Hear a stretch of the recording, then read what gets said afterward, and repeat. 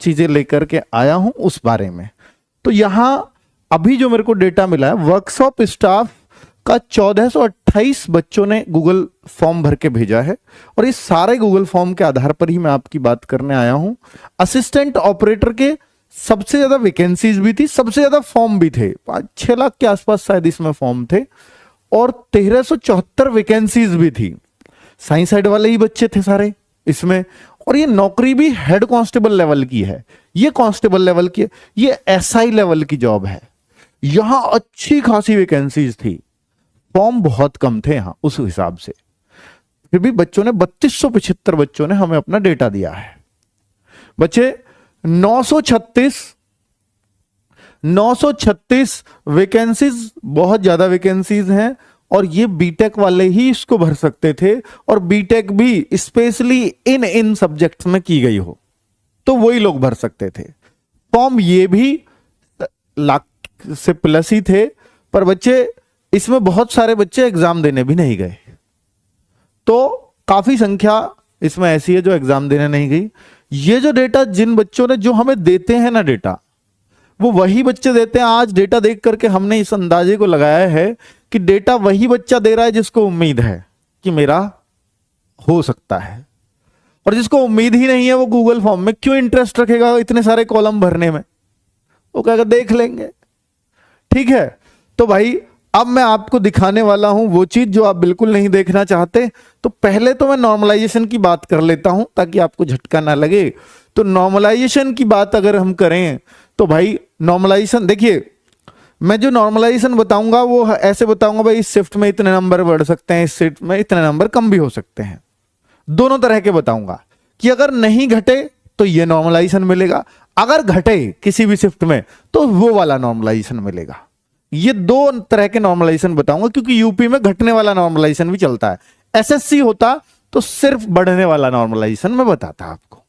ठीक है, तो यहां मुझे दोनों पे चर्चा करनी पड़ेगी, घटने और बढ़ने वाले पे भी और केवल बढ़ने वाले पे भी, कोई सा भी वो फॉर्मूला चाहे अब जो भी लगाए। ठीक है, ऐसा हो सकता है जिस शिफ्ट में मैं बताऊं कि भाई इसमें 10-12 नंबर बढ़ेंगे, इसमें 5 बढ़ेंगे, इसमें 7 बढ़ेंगे और इसमें 1 भी नहीं बढ़ेगा। ऐसा तो हो सकता है कि जिसमें मैंने 10 बताए उसमें 8 ही बढ़े, जिसमें मैंने 7 बढ़ाए उसमें 5 ही बढ़े, पर ऐसा नहीं हो सकता कि जिसमें मैंने सबसे ज्यादा बताए हैं बढ़ने वाले उसके अलावा किसी और दूसरे शिफ्ट में सबसे ज्यादा बढ़ जाए, नहीं, उसी क्रम में बढ़ेंगे जरूर। ऐसा तो हो सकता है कि 10 की जगह 8 बढ़े, पर क्रम वही रहेगा कि सबसे ज्यादा इसमें बढ़ेंगे तो इसी में बढ़ेंगे, यह पक्का है। ठीक है, बात समझ गए मैं क्या समझाना चाह रहा हूं। चलिए, यानी शिफ्ट का कौन सी शिफ्ट आसान है कौन सी हार्ड है वो बिल्कुल अच्छे से आइडिया लग जाता है आपके नॉर्मलाइजेशन स्कोर से। ठीक है, चलिए देखिए कैसे। अगर मैं देखूं वर्कशॉप स्टाफ की बात कर रहा हूं, पहले 1428 बच्चों ने डेटा दिया है, तो 3 शिफ्ट में ये पेपर हुआ था, और 3 शिफ्ट का मतलब है कि हम पे हर शिफ्ट का करीब करीब 450-500 बच्चों का डेटा है, यही एवरेज आएगा ना, 3 ही शिफ्ट है तो देखिए, तो यहां पर 29 जनवरी की फर्स्ट शिफ्ट, यानी जो पहले दिन जिस दिन से एग्जाम शुरू हुआ वो 29 जनवरी से ही हुआ था, उसका एवरेज सबसे कम आया है। इट मींस ये शिफ्ट सबसे हार्ड मानी जाएगी।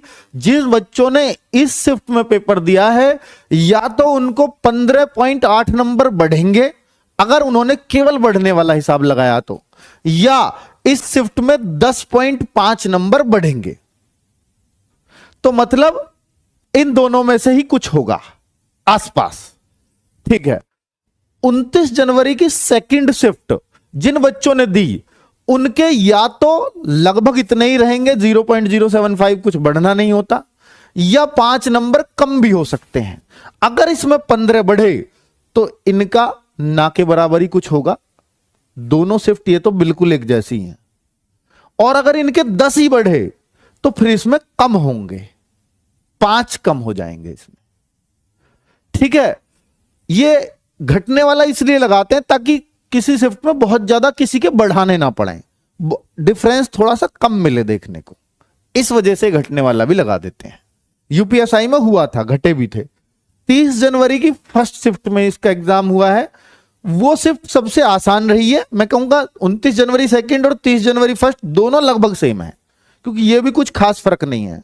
तो इसमें या तो एक भी नहीं बढ़ेगा अगर इनके 15 बढ़ते हैं फर्स्ट वालों के, या अगर 10 बढ़ते हैं फर्स्ट वालों के तो इसमें भी 5/5.3 घटेंगे, इसमें भी नंबर। ये वर्कशॉप स्टाफ की बात कर रहा हूं मैं। तो ओवरऑल एवरेज बच्चों का ये आ रहा है 297.8, मैक्सिमम 303.05 ये बन रहा है। अब बच्चों इसके बारे में ये दिखाऊंगा कि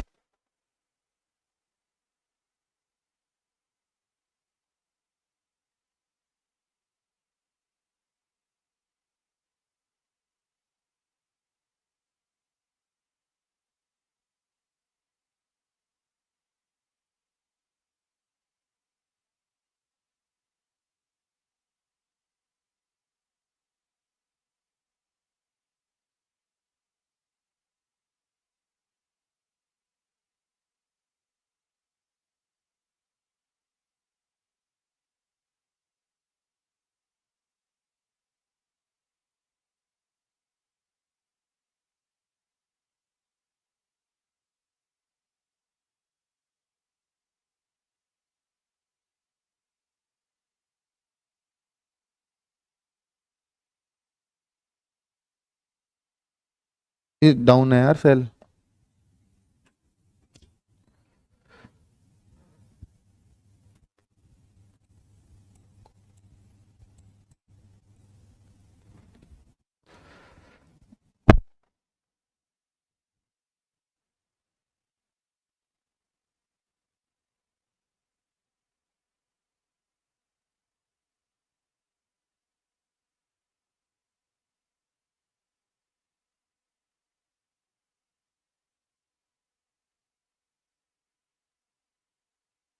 डन, ठीक है बच्चों, सेल डाउन हो गए थे, सॉरी आपको डिस्टर्ब होना पड़ा।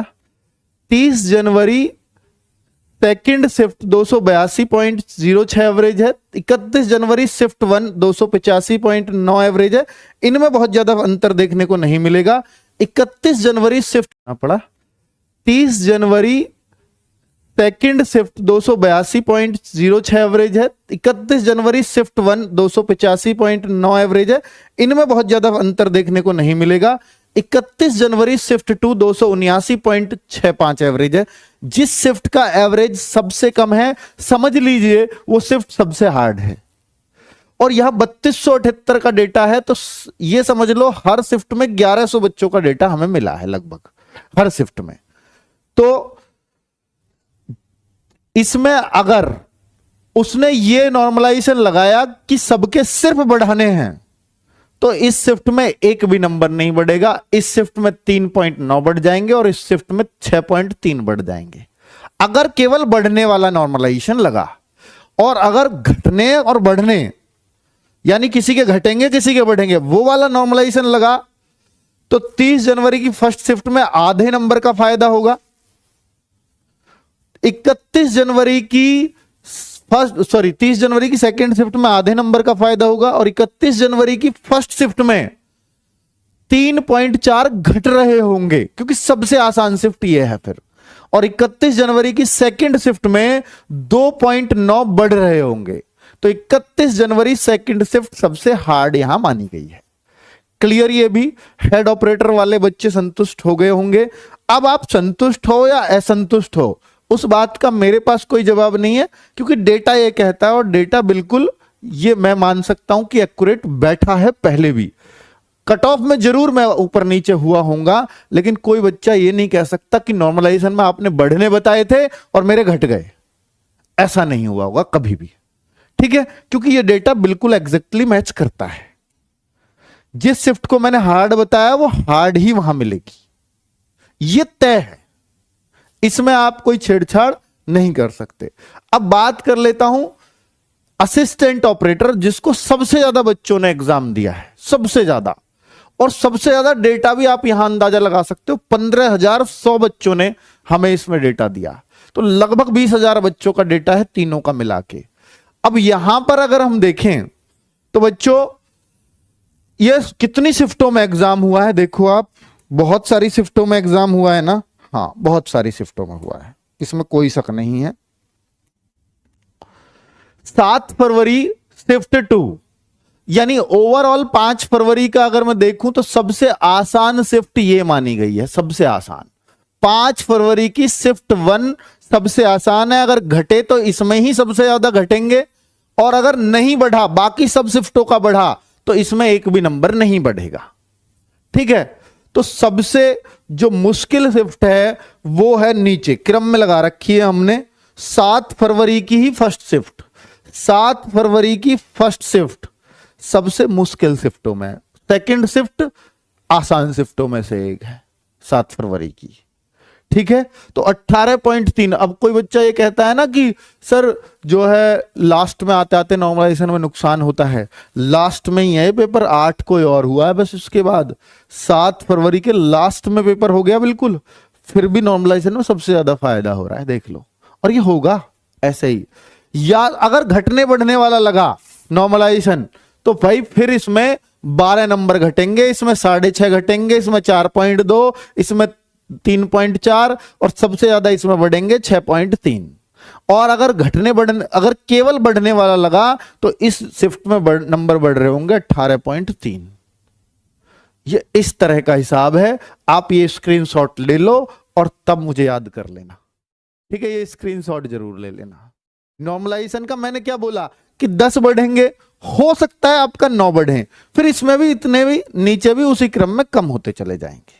भाई किस 10 वाले में 9 बढ़ रहे हैं तो 9 वाले में भी 8 बढ़ेंगे, लेकिन क्रम यही रहेगा। जो मैंने हार्डेस्ट शिफ्ट बताई है वो हार्ड ही रहेगी, जो आसान बताई है वो आसान ही रहेगी। ठीक है, नंबर ऊपर नीचे हो सकते हैं। अब मैं आगे बात कर लेता हूं वर्कशॉप स्टाफ का। अब देखिए, जो फिजिकल में पास किया जाएगा, फिजिकल के लिए, डीवीपीएसटी के लिए, फिजिकल के लिए बच्चों 120 का 2.5 गुना बच्चों को लिया जाता है। यहां 2.5 गुना ही बच्चे बुलाए जाएंगे, ज्यादा से ज्यादा। बहुत ज्यादा हो गया तो 3 गुना, 2.5 से 3 गुना ये फिजिकल के लिए बुलाया जाता है। अगर मैं मैक्सिमम भी मान लूं तो 360 बच्चों को बुलाया जाएगा ज्यादा से ज्यादा डीवीपीएसटी फिजिकल के लिए, इससे ज्यादा नहीं बुलाते यूपी में, इतने की भी उम्मीद नहीं है। 120 का 2.5 गुने की ही उम्मीद है असली पूछो तो, पर मैं 360 भी मान लेता हूं। ये वो बच्चे हैं जिन्होंने हमें डेटा दिया है, और मुझे ऐसा लगता है कि जिन बच्चों का नंबर आना है ना, उन्होंने ज्यादातर ने डेटा दे दिया है, वो इन्हीं में से ही होंगे। ऐसा शायद ही कोई बच्चा बच रहा होगा कि जिसका नंबर आएगा और उसने हमें डेटा ना दिया हो, ऐसा शायद ही कोई बच्चे रहे होंगे।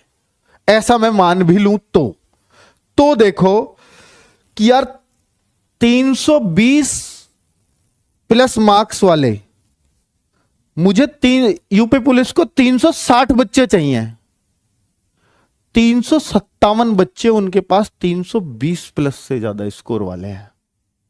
अब कैसे कह दूं कि इससे नीचे कट ऑफ लग जाएगी, क्योंकि अभी तो कुछ बच्चे हो सकता है हमें डेटा ना दिया हो और उनका नंबर आ जाए।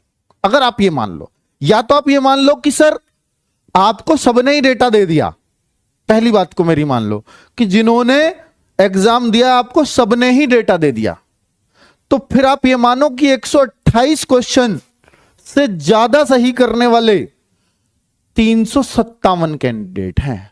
अब आप कहोगे कि सर 50% क्वालिफाई की भी तो कंडीशन थी इसमें। बेटा जिसके 320 से ज्यादा नंबर है ना, उसके बहुत कम चांस है कि वो किसी एक सब्जेक्ट में 50% ना लाया हो, ये चांस बहुत कम बनेंगे। और ये मैंने डेटा मांगा बाद में कुछ बच्चों का, तो जिन्होंने हमें डेटा भेजा था 95% बच्चे, उनमें 50% पर सब्जेक्ट वाली क्वालिफाई कर रहे थे, 95%। और वो 95 भी कम वालों में ही होगा, इनमें नहीं होगा। इनमें तो 99.99% वाले होंगे। एक आध कोई बच्चा ऐसा होगा कि 3 सब्जेक्ट इतने स्ट्रांग है पूरे कर दिए, एक सब्जेक्ट में 50 भी नहीं ला पाया। ये कोई इक्का दुक्का बच्चा मिलेगा।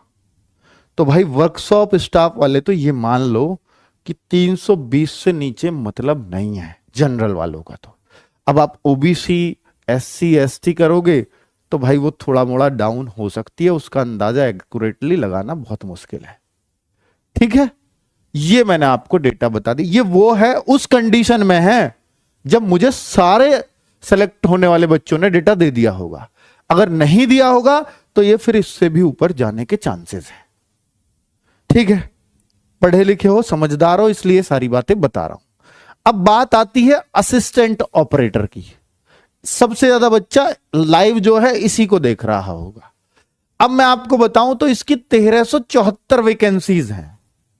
अगर पास किया जाएगा तो मैक्सिमम 2.5 गुने बच्चे को, भाई गुना कर देना 2.5 की इसमें, मैं यहां 3 गुना, 2.5 से 3 गुना, चलो मैं मैक्सिमम भी मान लू 3 गुना, तो 14 × 42, तो ये करीब 4,4100 बच्चा होगा। 1400 अगर मैं करूंगा तो ये 14 × 42, 4000 से 4200 के बीच, 4100 के बीच बच्चा आएगा। इतना ही बच्चा आएगा, मैक्सिमम इतना बच्चा आएगा। और मैं 2.5 गुना मान रहा हूं तो मैं 4100 भी क्यों मानूं, मैं 4000 ही मानूंगा। तो इतना बच्चा फिजिकल के लिए पास होगा।